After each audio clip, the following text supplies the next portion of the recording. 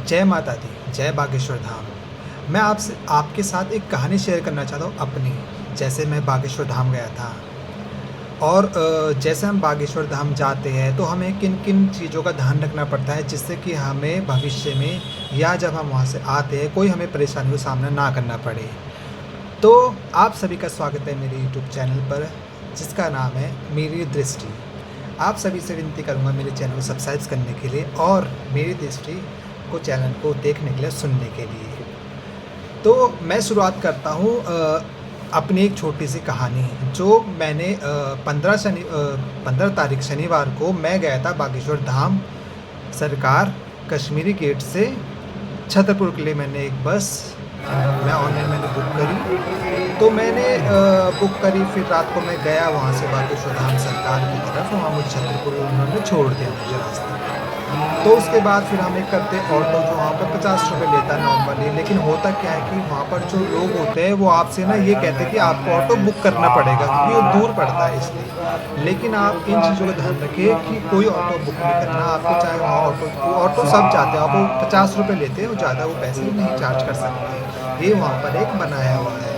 और अगर आप बुक करना चाहो ऑटो वो भी 50 रुपये के हिसाब से बुक कर ले, चाहे आपके साथ कोई भी कितने भी लोग हैं आपकी फैमिली के परिवार के जो भी लोग जाते हैं 4 लोग या 5 लोग, तो 50 रुपये के हिसाब से ही वो चार्ज करते हैं हर किसी के बैठने के उसके। तो होता क्या है कि जब आप ऑटो लेते हैं वहाँ से तो बेसिकली 3-4 लोग आके बोलते हैं कि आपको बुक करना पड़ेगा आपको ऑटो, नहीं तो हम नहीं जाएंगे वहाँ पर। जैसे मेरे साथ हुआ, हम 4 लोग गए थे तो वहाँ पर बेसिकली हमसे ये बोला गया कि ये आपको बुक करना पड़ेगा ऑटो, तो आपको 5 रुपये देने पड़ेंगे।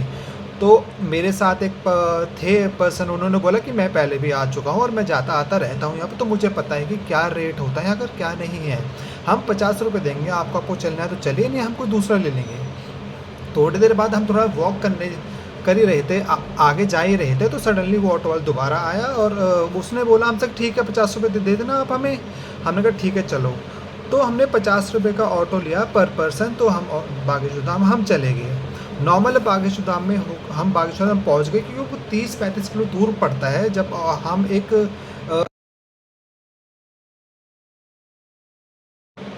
लेते हैं वहाँ से, तो बेसिकली 30 किलोमीटर तो है अराउंड, वहाँ से जो हमें जाना पड़ता है।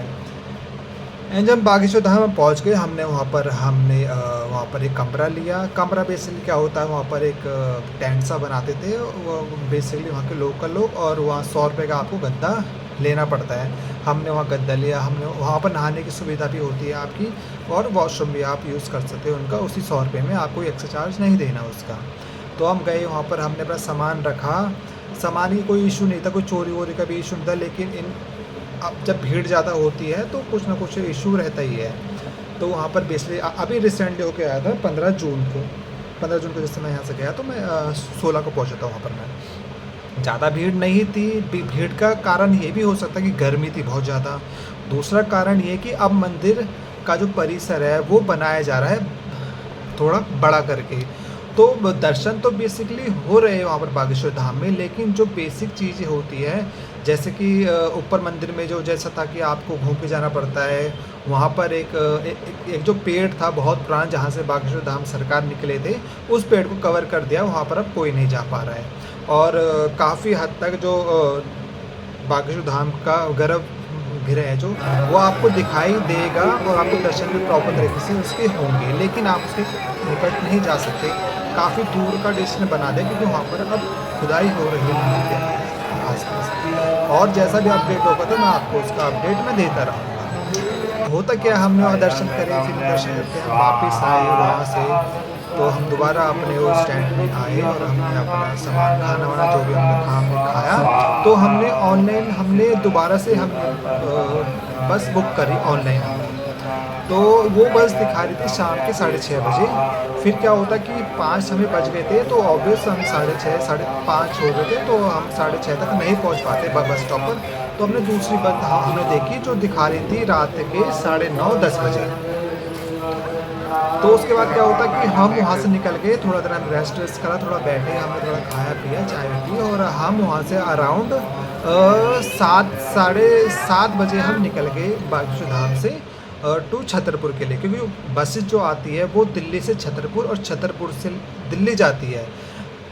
तो हमने ऑटो लिया वहाँ पर। कभी भी आप जाओ तो ऑटो का ये ध्यान रखना कि रात में वहाँ सफ़र मत कीजिएगा, क्योंकि होता ये बेसिकली क्योंकि वो रोड अभी वहाँ पर इतनी सिक्योरिटी नहीं है। भगवान के भरोसे जाते तो भगवान तो हमारी रक्षा करता ही है, लेकिन आप अंधेरे होने से पहले निकल जाओ। तो हमारा ये था कि हम 8 बजे निकलेंगे, लेकिन हमने क्या करा, हम पहले निकलेंगे, क्योंकि 8 बजे ट्राई करोगे, आपके पास अपनी गाड़ी है तो आप कभी भी निकल जाइए, कोई इसमें इशू नहीं होता। लेकिन आप अगर ऑटो करते तो ऑटो की दिक्कत होती है कि ऑटो आपको नहीं मिलेंगी। 7 बजे 7:30 बजे हम निकले वहाँ से, तो हम एक ऑटो जा रहा था, वैसे हम वेट करें थोड़ा आगे चले तो ऑटो में नहीं मिले। तो सडनली एक भगवान की कृपा कैसा था, एक ऑटो वाला जा ही रहा था, तो उसने बोला कहाँ जाना, हमने कहा हमें यहाँ पर जाना है। तो उसने बोला कि मैं आपको ना हाईवे पे छोड़ दूंगा, मैं वहाँ छतरपुर नहीं जाऊँगा। हमने कहा नहीं भाई, हमें तो छतरपुर छोड़ दो, क्योंकि हम नए, हमें यहाँ की नॉलेज नहीं है इतनी।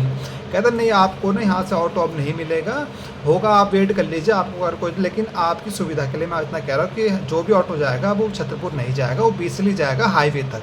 आपको हाईवे से आपको ऑटो और बसेस मिल जाएगी आराम से। तो हमने कोशिश करी, तो ठीक है चलो हम बैठ जाते हो उसी ऑटो में, बिकॉज अंधेरा होने लग गया था। और अंधेरे में ये होता है कि मुश्किल हो जाती है, क्योंकि सारा जो एरिया है वहाँ का खेतों का एरिया है, पहाड़ी एरिया है। तो हम नए लोग होते हैं, हम दिल्ली से जाते हैं, कहीं से भी स्टेट से भी जाते हैं ऐसी जगह, तो हमें सावधानियों का ध्यान रखना पड़ता है हमें। तो हम ऑटो बैठ गए, तो उसने हमें हाईवे पे छोड़ दिया। उसने हमसे 20 रुपये लिए थे बेसिकली, हम हाईवे छोड़ने के लिए। उसके बाद हाईवे की तरफ एक ऑटो जाता है, उससे छतरपुर जाता है। तो उसने उस ऑटो वाले ने हमारी हेल्प करी और उसने एक ऑटो रुकवा दिया। उसने बोला आप इससे बैठ जाइए, आपको छतरपुर छोड़ देता है। तो उसने 30 रुपये उसने लिए थे और एक पर पर्सन के 20 उसने लिए थे, तो 50 रुपये हो गया बेसिकली। उसके बाद हम उस ऑटो से गए, जैसे मैंने कहा वो जो रूट होता है बाकी जो धाम से छतरपुर का, वो 30-35 किलोमीटर का होता है, जो काफ़ी डिस्टेंस कवर करता है।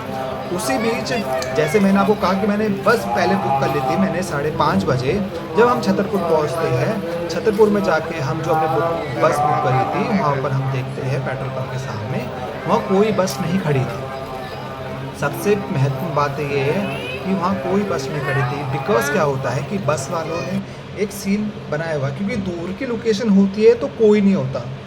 अगर जब बस हम बुक करते हैं तो खाली बस का भी बुक मत कीजिएगा, क्योंकि खाली बस का ये होता है कि बस वाले आपकी टिकट कैंसिल कर देते हैं, जिससे कि आपको ही परेशानियों का सामना करना पड़ता है। क्योंकि नए लोग जो होते हैं, जिन्हें कोई भी नॉलेज नहीं है कहाँ जाए, और बस से आ रहे हैं, ट्रेन से आ रहे हैं, तो एक अलग बात है, तो आपको तो परेशानियों का सामना करना पड़ता है। तो तकरीबन 9 बज गए, जैसे मैंने कहा 7:30 बजे हम निकले थे, तो हमें 9 बज गए तो वहाँ पहुँचते हमें छतरपुर बस स्टैंड पर। तो क्या होता है कि उनका बस वालों का अपना एक ऑफिस बना होता है, तो मैं ऑफिस में गया और मैंने बोला कि बस कब आएगी। तो जैसे वो मोल्ड कर रहा था बातें, हाँ आएगी या आप वेट कर लो। तो फिर एक और पर्सन आया, उसने पूछा हाँ बस आएगी, ऐसे तो ऐसे बातें घुमाने लग गए थे वो लोग। तो आफ्टर दैट आधे घंटे बाद मैं दोबारा गया उनसे, मैंने कहा बस कब तक आएगी आप मुझे बता दीजिए। 10:30 का टाइम लिखा है, कह रहा बस ख़राब हो गया, अब बस कोई नहीं आएगी। मैं परेशान हो गया, क्योंकि मेरे साथ थी 2 लेडीज़ थे। हम रात में कहाँ जाते, या हमारे पास 2 रास्ते थे, या तो हम होटल बुक कर लें या ट्रेन का। अब क्या होता है कि छतरपुर जो स्टेशन पड़ता है वो बीच में पड़ता है, बीच में मतलब थोड़ा सा डिस्टेंट है, जहाँ पर मैं आगे छतरपुर से बहुत काफ़ी अंदर पड़ता है वो। या तो मैं ट्रेन के लिए जाऊँ या फिर मैं होटल करके मैं रुकूँ वहाँ पर। अब होता क्या कि मैंने ऑनलाइन सर्च मारा कि और बस अवेलेबल है नहीं है छतरपुर से तो दिल्ली के लिए, देखा तो वहाँ कोई भी ऑनलाइन बस अवेलेबल नहीं थी। 9:30 बजे जहाँ वहाँ की दुकानें बंद होना शुरू हो गई थी, और मैंने ऑनलाइन सर्च मारा, ट्रेन भी अवेलेबल नहीं थी वहाँ पर। अब हम वहाँ फंस चुके थे। हम बेसिकली क्या करें, बच्चा भी था, लेडीज़ थी और मैं था, और मेरे साथ एक पर्सन थे। अब हम 5 लोग क्या करें वहाँ पर, हमें तो सिक्योरिटी देखनी पड़ती है ना, कि नई जगह पर जाकर आपको अपनी सिक्योरिटी का पूरा ध्यान रखना पड़ता है। अब बेसिकली होता क्या है, ट्रेन भी चली गई, वॉल्वो बस जो हम बुक करते वो भी चली गई, कोई बस नहीं थी वहाँ पर, बिल्कुल भी नहीं। क्योंकि एक नया आदमी जब होता है, नए शहर में जाता है, तो परेशानियों का सामना उसे करना पड़ता है। उसे नहीं पता कि दिल्ली में कैसे जाऊँ, या तो आप ओला बुक करोगे तो ओला भी अवेलेबल नहीं होती उस जगह, तो कोई प्राइवेट कैब भी अवेलेबल नहीं थी, प्राइवेट बस भी अवेलेबल नहीं थी। अब क्या होता है कि आपको ऐसी चीज़ों में आपको थोड़ा संयम रखना चाहिए, थोड़ा धैर्य रखना चाहिए, घबराइए मत, पैनिक नहीं होना चाहिए कभी भी। होता क्या कि मैंने बातें करी उनसे 2-4 लोगों से कि मैं कहा मुझे दिल्ली जाना है, अब मैं यहाँ कैसे सेट करा, आप होटल बुक कर लीजिए, आप होटल में रह लीजिए, सुबह निकल जाइए या हमारी बस कल आएगी 9:30 बजे, कल चले जाना आप 9:30 बजे रात को। यानी आप मान के चलिए कि मैं सिर्फ एक होटल बुक करूँ कल 9:30 बजे के लिए, फिर वो उनकी बस आएगी, फिर मैं जाऊँगा वहाँ पर। उन लोगों ने एक इतनी गंदी बातें होती हैं उन लोगों की कि झूठ बहुत बोलते हैं, प्राइवेट बस वाले होते हैं बहुत झूठ बोलते हैं। ऑनलाइन टिकट बुक कर ली, पेमेंट मेरी हो चुकी थी, झूठ बोला कि बस ख़राब हो गई है। अब किसके थ्रू पता लगा कि किसी ने बोला कि इनकी बस ख़राब नहीं होती, ये क्या करते हैं अपनी बुकिंग चेक करते हैं कि कितने लोगों ने बुक करा है। या तो बस वालों को हमारा दूसरा एक ऑप्शन देना चाहिए कि चलो हमारे 5-6 कस्टमर ने, जो 5-6 लोग थे टोटल वहाँ पर, 5-6 लोगों ने जो बस बुक करी है, हम इसको कोई दूसरा ऑप्शन दे, हम बस नहीं ला सकते तो हम दूसरी बस में इनको शिफ्ट कर देते हैं ताकि इनके लिए कोई सही ठीक रहे, क्योंकि रात का माहौल होता है वो ठीक नहीं होता, कहीं भी चले जाइए आप। उन बस सर्विस वालों ने, वॉल्वो सर्विस वालों ने हमारी कोई हेल्प नहीं करी, जिससे कि हमें रात में बड़ी परेशानी उठानी पड़ी। थोड़ा हम आगे चले तो हमने किसी से हेल्प मांगी कि हमें एक दूसरी बस जा रही थी, वो जा कहीं और रही थी। हमने उससे पूछा कि भाई हमें ये बस कहाँ जा रही है भाई? उसने कहा कि बस तो यहाँ इस तरफ जा रही है, आपको कहाँ जाना है? हमने कहा हमें तो दिल्ली जाना है। तो उसने बस वाले ने हमें बताया कि आप ऐसे करो, पास में ही बस स्टॉप बना हुआ है, वहाँ से बस जा रही है, वहाँ जाके पता कीजिए, आपको वहाँ के लिए ग्वालियर के लिए बस मिल जाएगी, ग्वालियर से लेकर आपको दिल्ली के लिए बस मिल जाएगी आराम से। अब हम जाते हैं वहाँ पर भागते भागते, तो देखते क्या है कि वहाँ पर बसें जा रही है, लेकिन दिल्ली की सिर्फ एक बस थी जो निकलने वाली थी। हमने वहाँ पूछा कि दिल्ली की बस कहाँ पर है, तो होता क्या कि एक पर्सन खड़े तो उन्होंने बोला दिल्ली की जा रही बस जा रही है। हमने उनको बस को रुकाया, हमने उनसे पूछा कि भाई दिल्ली जाना है? दिल्ली नहीं जाएगी, बस बेसिकली ये जा रही है ग्वालियर के लिए, ये ग्वालियर छोड़ेगी आपको, अभी लास्ट बस है वाली। अब ऐसे करते करते तो 11 बज चुके थे, हमें पूछते पाछते 9 बजे के हम आए थे और हमें 11 बज के वहाँ पर नया शहर था, थोड़े घबरा भी गए थे हम लोग वहाँ पर कि क्या करें, होटल बुक करें या कहाँ जाए हम, या वापस हमें जाना है वहाँ पर। तो टेंशन थी इस दिमाग में बहुत ज़्यादा कि हमें अब क्या करना चाहिए। तो बेसिकली बस वाले ने हमें बताया, क्योंकि कब ये होता ना कि 5 उंगली बराबर नहीं होती, तो आपको मदद करने के लिए लोग आपको मिल जाते हैं अगर आपका विश्वास भगवान पर है तो हमारी बस वाले से बात हुई, तो हमने कहा कि हमें भाई दिल्ली जाना है, आप हमें बता दीजिए बस कहाँ से कहाँ तक कहाँ जाएगी। उसने कहा कि ये वाली बस जो आप बुक करोगे ये आपकी बस जाएगी ग्वालियर तक, ग्वालियर से आपको बस मिल जाएगी दिल्ली के लिए। तो हमने कहा कि उसका हमने चार्ज पूछा, तो उन्होंने हमें 700 रुपये लिया। वो नॉन AC बस थी लेकिन स्लीपर बस थी। अब उस टाइम आप मान सकते हो कि 16 जून रात कितनी गर्मी थी। हमारी मजबूरी थी, चलो ठीक है, मजबूरी में इंसान के क्या नहीं करता। तो हमने वो बस ली और 700 उन्होंने पे करे, सबों के साथ 700 इंडिविजुअल सबों के हमने अमाउंट पे करा ऑनलाइन, और हम जाके बस में बैठ गए। बस में बैठने के बाद फिर हमें स्लीपर थी, वो नॉन AC थी, चलो ठीक है, भगवान की कृपा से हमें बस मिल गया, हम बैठ गए। तो तकरीबन वो बस चलती है 11:30 बजे और हमें उसने सुबह मॉर्निंग पहुंचा 5:30 बजे, उसने हमें ग्वालियर हमें पहुंचा दिया मॉर्निंग में। मॉर्निंग के बाद क्या होता है कि हमें दिल्ली के लिए बस वहाँ से मिल गई हमें। वो सिटिंग बस थी, वो स्लीपर बस नहीं थी। उसका जो किराया था वो था 445 रुपये, जबकि हमने ऑलरेडी अमाउंट पे कर दिया हो 700 रुपये, तो हमें उसको अमाउंट नहीं देना था। तो हमने बस वाले से बोला कि हम ऑलरेडी अमाउंट दे चुके हैं, तो कह कोई बात नहीं, मेरी बात हो चुकी है कि कंडक्टर जो होता है वो इन्फॉर्म कर देता कि ये लोग हैं, को दिल्ली जाना है, को दिल्ली छोड़ देना, ये इन्होंने पैसा पे कर दिया ऑलरेडी। तो ठीक है, हम 4 लोग वहाँ बैठ गए थे, क्योंकि और भी लोग थे जिनको दिल्ली जाना था, वो भी लोग वहाँ पर आ जाए, तो हम साथ चले गए थे, हम लोग जितने भी थे। अब होता क्या, उससे बैठ गए हम और वो बस ग्वालियर चली फिर दिल्ली के लिए। होता क्या है कि जहाँ आप वॉल्वो जाते हो, अपने कन्वेंस जाते हो, जहाँ आप ना ग्वालियर से आप डिस्टेंस तय करें 10 घंटे पहुँचते हो, लेकिन उस बस से हमें मान लो कि 14-15 घंटे लग गए। क्योंकि क्या होता है, वो बेसिकली स्टॉप टू स्टॉप रोक के चलती है बसेस। एक तो गर्मी, ऊपर से नॉन AC, क्योंकि गर्मी में तो मजबूरी थी, चलो ठीक है चले गए हम। लेकिन यही चीज़ें होती है बेसिकली जो हमें जाननी पड़ती है। वो बस रोक रोक के जा रही थी और जो मेन हाईवे होता है वो मेन हाईवे को कवर नहीं करती। ये जो नॉर्मल जो लोकल बस होती है, जो सरकारी बस होती है, कभी भी मेन हाईवे कवर नहीं करती, अंदर से होके जाती है स्टॉप टू स्टॉप। वो अंदर से होके गई आगरा से, फिर वहाँ से स्टॉप पे रोकती चलेगी, वो रोकती है बीच में। कभी कभी आगरा में 1 घंटा रोक के खड़ी हो गई क्योंकि किसको उतरना है, किसको चढ़ना है, फिर दोबारा रोक के खड़ी हो गई। तो इस तरह से ना वो समय बढ़ जाता है उसमें। जहाँ आपको 10 घंटे लगता है तो वहाँ आपको 14 घंटे लगने लाजमी है, इसमें कोई दो राय नहीं है। उसके बाद क्या होता है कि जैसे तैसे हम अपने घर आते हैं तकरीबन 1:30 बजे। रात को अगर हम 11:30 बजे बैठते हैं तो तकरीबन वही 12 घंटे लग गए, लेकिन असुविधाओं का हमने सामना करा। लेकिन मेरी वीडियो को बनाने का मकसद यही था, सिर्फ आप कभी भी जाइए तो एक बारी अपनी कन्वेंस में ज़रूर सोचना। ट्रेन बुक करते हो तो वापसी की ट्रेन भी आप बुक कर लेना, ताकि आपको दिक्कत का सामना ना करना पड़े। अगर आप नए हो तो आपकी बस अवेलेबल नहीं होती है, कुछ नहीं होता। आप बेसिकली क्या करना, आपको छतरपुर आना है, वहाँ पर ये पूछना है कि यहाँ पर बस स्टॉप जहाँ पे बस खड़ी होती है, बस स्टॉप कहाँ पर है। आप वहाँ पे चले जाना, वहाँ पर पूछ लेना कि भाई हमें ग्वालियर के बस कहाँ मिलेगी। नॉर्मल किराया होता है नॉर्मल। अगर आप एसी बस में जाओगे तो फिर तो पैसे थोड़े ज़्यादा तो लगने तय होते हैं।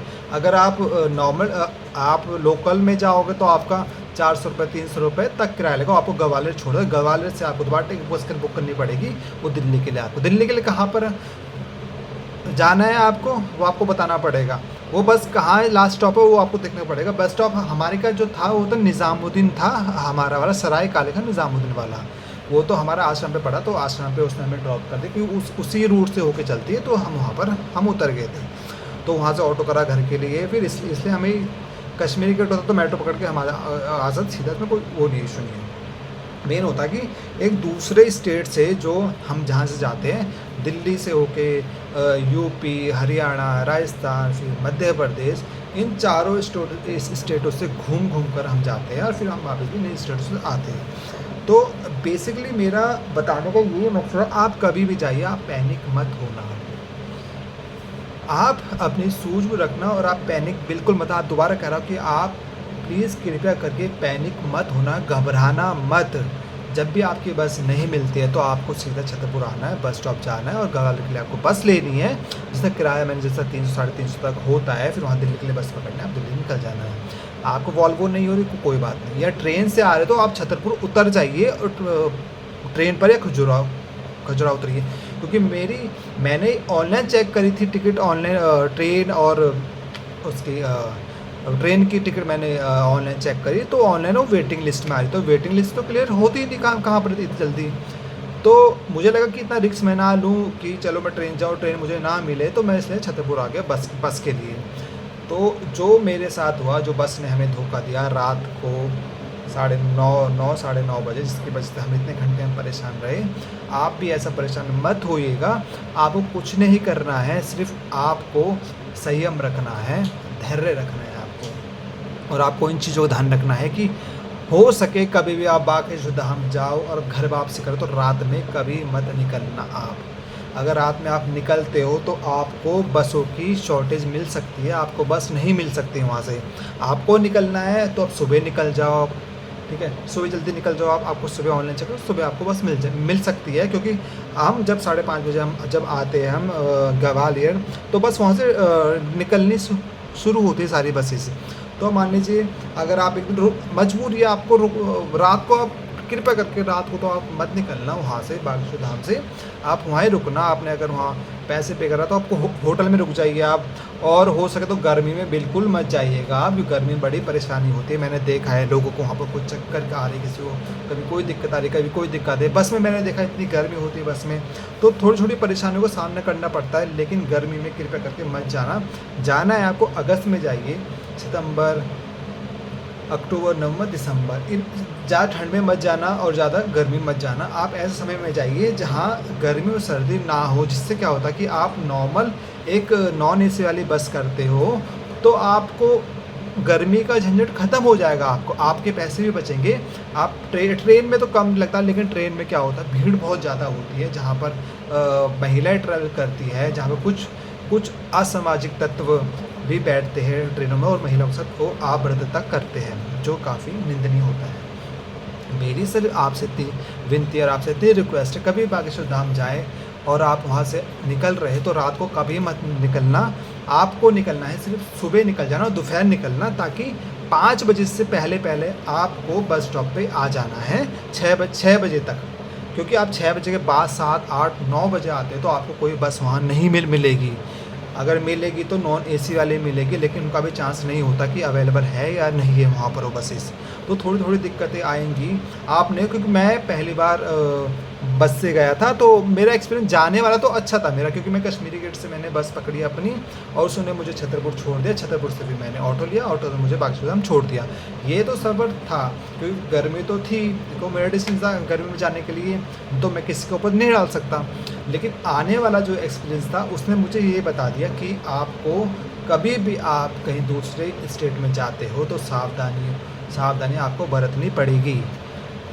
तो मेरी इस वीडियो का मकसद आपको एक छोटी सी इन्फॉर्मेशन देने का था कि आप कभी भी जाइए तो आप, अगर आपके साथ ऐसी जो सिचुएशन मेरे साथ हुई, अगर आपके साथ होती है ऐसी सिचुएशन या ऐसी परेशानी आपको उठानी पड़ती है, तो कृपया करके आप घबराना मत।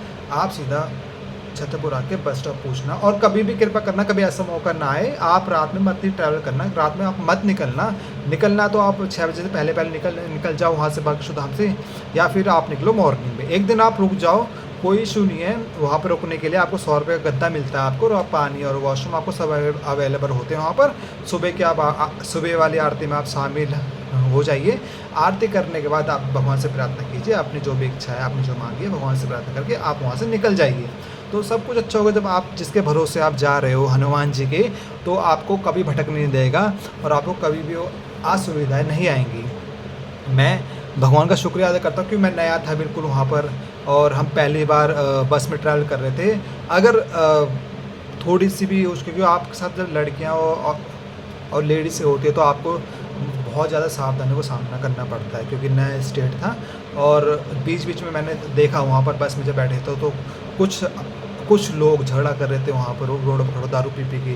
मतलब 2-3 बजे मैंने देखे, 2 बजे 1:30 बजे वहाँ पर झगड़ा हो रहा है रास्तों पर, दारू पी गाली गलौचे हो रही है। तो मन में बस ये आया कि चलो ठीक है, भगवान की कृपा से चाहे जैसी बस हो, हमें बस मिल गई है हमें, और वहाँ से हम निकल गए और अपने घर में हम सही सलामत आ चुके हैं।